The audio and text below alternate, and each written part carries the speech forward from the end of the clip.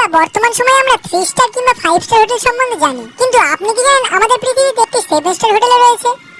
জানেন না? তো চলুন জেনে আসি পৃথিবীর একমাত্র 7 স্টার হোটেলটি কোথায় অবস্থিত ও হোটেলটির নাম কি। ইউনাইটেড আরব আমিরাতের দুবাই শহরের সমুদ্র উপকূলে পৃথিবীর একমাত্র 7 স্টার হোটেল বুর্জ আল আরব অবস্থিত। বুর্জ আল আরব কথার অর্থ হলো আরবিয়ান টাওয়ার।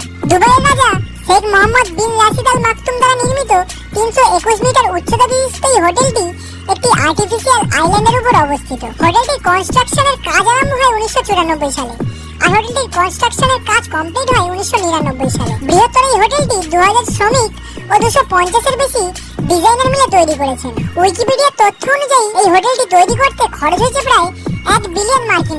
আর এই হোটেলটি পৃথিবীর সবচেয়ে লাক্সারিয়াস হোটেলগুলোর মধ্যে একটি। লাক্সারিয়াস এই হোটেলটির একটি রুমে 1 রাত থাকার জন্য আপনাকে 1,70,000 টাকা পে করতে হতে পারে। আর